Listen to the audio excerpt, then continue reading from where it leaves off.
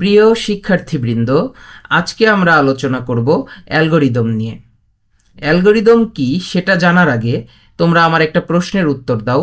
বলো তো, আমরা একটা কোনো কাজ যদি শুরু করি সেটা আমরা কিভাবে করি, বা কোনো একটা সমস্যার সমাধান আমরা কিভাবে করি? কাজটা কি আমরা হুট করেই করে ফেলি, বা সমস্যার সমাধান কি হুট করেই হয়ে যায়? না, আমরা যখন কোনো কাজ করি সেটাকে বিভিন্ন ধাপে ধাপে করি, বা কোনো সমস্যার সমাধান যখন আমরা করি তখন সেটাও আমরা ধাপে ধাপে করি। অ্যালগরিদম হচ্ছে এই যে আমরা ধাপে ধাপে কাজগুলো করছি, এই ধাপগুলোকে যদি আমরা তালিকা আকারে লিখি সেটাই হচ্ছে অ্যালগরিদম। ধরো আমরা চা বানানোর অ্যালগরিদম লিখতে চাচ্ছি। কি লিখব? চা বানানোর অ্যালগরিদম। তো চা বানানোর জন্য আমাদের প্রথমে কি করতে হবে বলো তো?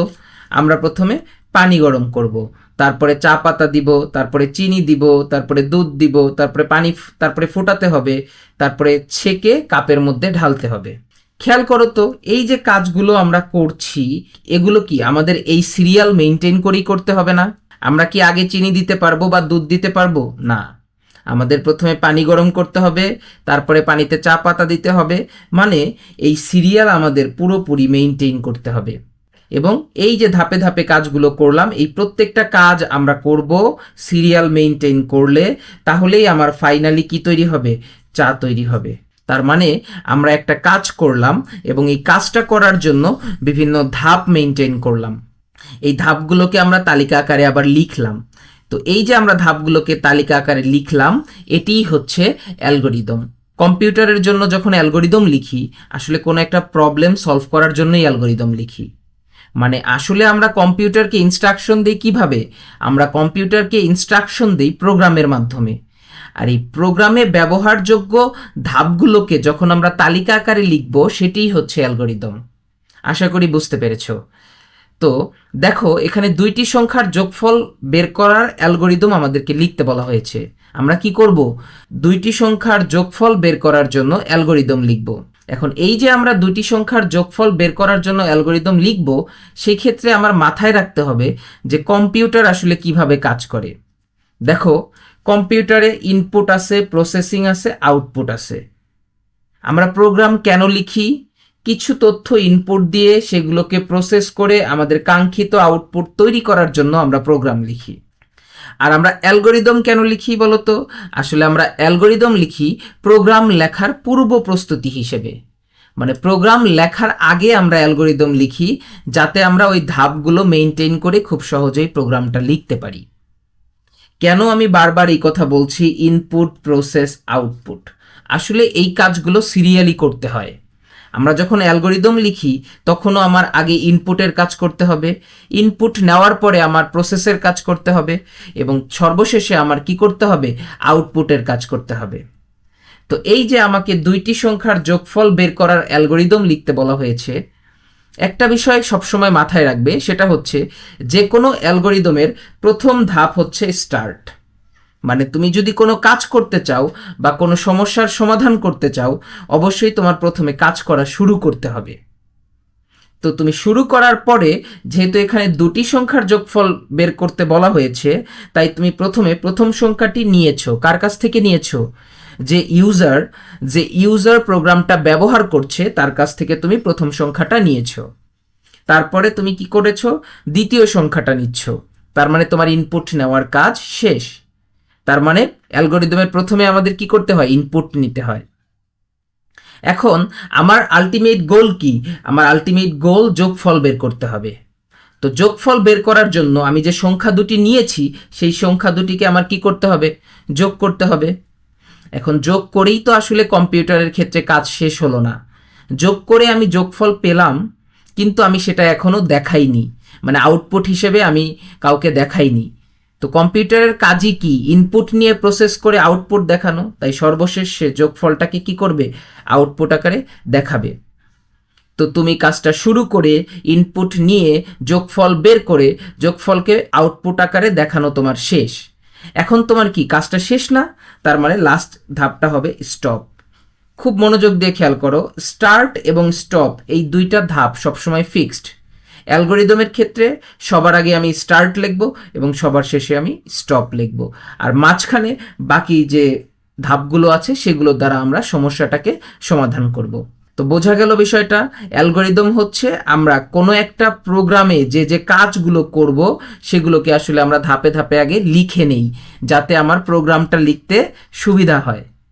এরপরে আসো ফ্লোচার্টের ক্ষেত্রে। ফ্লোচার্ট কি? অ্যালগরিদমটাকে যদি তুমি চিত্র আকারে দেখাও সেটাই ফ্লোচার্ট। মানে আমি যে এর আগে যে কাজগুলো করেছিলাম, দুইটা সংখ্যার যোগফল বের করার জন্য আমি যে অ্যালগরিদমটা লিখেছিলাম, এটাকে তো আমি ধাপে ধাপে শুধু লিখেছি, আমি কি এখানে কোনো ডায়াগ্রাম ব্যবহার করেছি? না। এই ফ্লোচার্টের ক্ষেত্রে আমরা কি করব? ওই সেম কাজটাই করব, শুধুমাত্র বিভিন্ন সিম্বল ব্যবহার করব এবং কি করব, বিভিন্ন ধরনের তীর চিহ্ন ব্যবহার করব, এবং এর মাধ্যমে আমি ওই অ্যালগরিদমে যে কাজটা করেছি ওইটাই আমি ফ্লোচার্টে চিত্র আকারে দেখাবো। ব্যবহার করব সিম্বল আর অ্যারো, সিম্বল আর অ্যারো, বিভিন্ন ধরনের প্রতীক এবং তীর চিহ্ন ব্যবহার করব। এখন আমরা ফ্লোচার্টের ক্ষেত্রে যে সিম্বলগুলো ব্যবহার করি, এই সিম্বলগুলোর আসলে সুনির্দিষ্ট কিছু মানে আছে। তার মানে হচ্ছে কিছু কিছু সিম্বল কিছু কিছু নির্দিষ্ট কাজের জন্য ব্যবহার করা হয়। যেমন তুমি যদি শুরু বা শেষ বোঝাতে চাও, সবসময় তুমি ওভাল শেপ ব্যবহার করবে। এই শেপটার নাম হচ্ছে ওভাল বা ডিম্বাকৃতির শেপ। তুমি শুরু বা শেষ বোঝাতে চাইলে ওভাল শেপ ব্যবহার করবে ফ্লোচার্টের ক্ষেত্রে। তুমি যদি কোনো একটা প্রসেসিং করতে চাও, মানে ক্যালকুলেশন করতে চাও, তাহলে তুমি ব্যবহার করবে কি? আয়তক্ষেত্র। আমরা এখানে কি ব্যবহার করেছি? আয়তক্ষেত্র ব্যবহার করেছি। কেন ব্যবহার করেছি? প্রসেসিং এর জন্য। প্রসেসিং মানে কি? প্রসেসিং মানে হচ্ছে কোনো একটা ক্যালকুলেশন করার জন্য। ক্যালকুলেশনগুলো সবসময় কিসের মধ্যে হবে? আয়তের মধ্যে হবে। এরপরে আসলো ইনপুট বা আউটপুট নেওয়ার কাজ। ইনপুট বা আউটপুট নেওয়ার জন্য আমরা সবসময় এই সামন্তরিক চিহ্নটা ব্যবহার করব। তার মানে যে কোনো ধরনের ইনপুট বা আউটপুট নিতে হলে তোমার সবসময় সেটাকে সামন্তরিক চিহ্নের মাঝখানে রাখতে হবে। আমি তোমাকে আগেই বলেছিলাম যে এই প্রতীকগুলো মূলত এই কাজগুলোর জন্য ফিক্সড। মানে আমরা ওভাল শেপ দেখলেই বুঝবো যে এটা শুরু বা শেষ। আমরা আয়ত দেখলেই বুঝবো যে এখানে কোনো ক্যালকুলেশন হচ্ছে। আমরা সামন্তরিক দেখলেই বুঝবো যে এখানে কোনো ইনপুট নেওয়া হচ্ছে বা আউটপুট দেওয়া হচ্ছে। এরপরে রয়েছে কানেক্টর। কানেক্টরের জন্য আমরা ব্যবহার করি সার্কেল। এই সার্কেল ব্যবহার করে আমরা কি কানেক্ট করি? মূলত যদি আমাদের অনেকগুলো শাখা একত্রে এসে শেষ হয়, তখন এই সবগুলো শাখাকে একত্রে সংযুক্ত করার জন্য আমরা এই সার্কেল কানেক্টরটা ব্যবহার করি। এরপরে কন্ডিশন।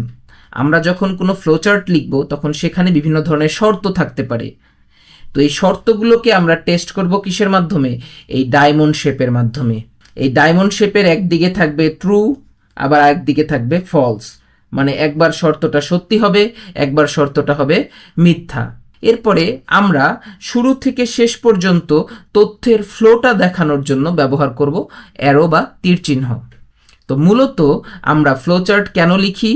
ফ্লোচার্ট আমরা লিখি অ্যালগরিদমকে চিত্র আকারে বোঝানোর জন্য বা চিত্র আকারে উপস্থাপনের জন্য। এটাতে আসলে লাভটা কি হয়? আমরা ধাপগুলো পড়লে আমাদের আইডিয়াটা যতটা না ক্লিয়ার হয়, আমরা যখন এটাকে চিত্র আকারে করব বা চিত্র আকারে উপস্থাপন করব, তখন আমাদের এটা আরও ক্লিয়ার হবে। এই জন্যই মূলত আমরা ফ্লোচার্ট ব্যবহার করি। আসো একটি উদাহরণ দেখে নিই। দেখো, দুটি সংখ্যার যোগফল নির্ণয় করার ফ্লোচার্ট এখানে আমরা করব। তো এটা শুরু করার আগে তোমাদেরকে একটু মনে করিয়ে দেই। দেখো, আমরা কি করেছিলাম? আমরা দুইটি সংখ্যার যোগফল নির্ণয়ের জন্য যে অ্যালগরিদম করেছিলাম, এখানে আমার 6টা ধাপ ছিল। স্টার্ট ছিল, দুইটা সংখ্যা ইনপুট নিয়েছিলাম, যোগ করেছিলাম, আউটপুট দেখিয়েছিলাম, শেষ হয়েছিল। সেই দুইটি সংখ্যার যোগফল নির্ণয়ের ক্ষেত্রেও আমি সেই সেম কাজটাই করব। প্রথমে আমার কাজটা শুরু হবে। যেহেতু শুরু করেছি, আমি কি শেপ ব্যবহার করেছি? ওভাল শেপ ব্যবহার করেছি বা ডিম্বাকার শেপ ব্যবহার করেছি এবং এর মাঝখানে শুরু লিখেছি। এখন দুটি সংখ্যা যোগ করতে হলে আমার তো সংখ্যা দুটিকে আগে ইনপুট আকারে নিতে হবে। তাই আমি তার পরের লাইনই হচ্ছে ইনপুট নাম্বার 1 অ্যান্ড নাম্বার 2। এখন আমি যখন সংখ্যা দুটিকে ইনপুট নিলাম, দেখো তো আমি কি শেপ ব্যবহার করেছি? এখানে সামন্তরিক শেপ ব্যবহার করেছি। কেন? কারণ সামন্তরিকের মাঝখানেই মূলত ইনপুট বা আউটপুট এগুলো থাকে। তুমি ইনপুট নিবা সামন্তরিক চিহ্নের ভেতরে, আউটপুট দেখাবা সামন্তরিক চিহ্নের ভেতরে। এখন ইনপুট নেওয়ার পরে কি করেছি? আমি সংখ্যা দুটিকে যোগ করেছি। এবং সেই যোগফলটাকে সাম আকারে দেখিয়েছি, মানে সাম হচ্ছে একটা ভ্যারিয়েবল আর কি, সাম ভ্যারিয়েবলের ভেতরে রেখেছি। তো এই যে এখানে নাম্বার 1 এবং নাম্বার 2 যোগ করা হয়েছে, তার মানে কি এখানে একটা ক্যালকুলেশন হয়েছে, তার মানে একটা প্রসেসিংয়ের কাজ হয়েছে, এই জন্য আমি ব্যবহার করেছি কি আয়তক্ষেত্র। এখন আমার যোগ করার কাজ শেষ করার পরে আমার এই যোগফলটা দেখাতে হবে, এই জন্য আমি ব্যবহার করেছি আবার একটা সামান্তরিক। দেখাতে হবে মানে কি আউটপুট দিতে হবে, তার মানে এখানে আমি আউটপুট দেখানোর জন্য সামান্তরিক ব্যবহার করেছি। এবং কি আউটপুট দেখাবো, এই সামটাকে আমি প্রিন্ট করব। তো আমার কাজ শেষ, এরপরে হবে কি এন্ড, মানে শেষ বোঝাচ্ছি। তো শেষ বোঝানোর জন্য আমরা আবার সেই ডিম্বাকার শেপ ব্যবহার করব। তো খেয়াল করে দেখো, এটা মূলত সেই অ্যালগোরিদমটাকেই চিত্র আকারে উপস্থাপন। তার মানে ফ্লোচার্ট হচ্ছে আমরা যখন কোনো একটা অ্যালগোরিদমকে চিত্র আকারে উপস্থাপন করি, সেটাই ফ্লোচার্ট। আশা করি তোমরা সবাই বুঝতে পেরেছো। আজকে এ পর্যন্তই, পরবর্তীতে অন্য কোনো পাঠ নিয়ে তোমাদের সামনে হাজির হব। সে পর্যন্ত সবাই ভালো থাকবে। আল্লাহ হাফেজ।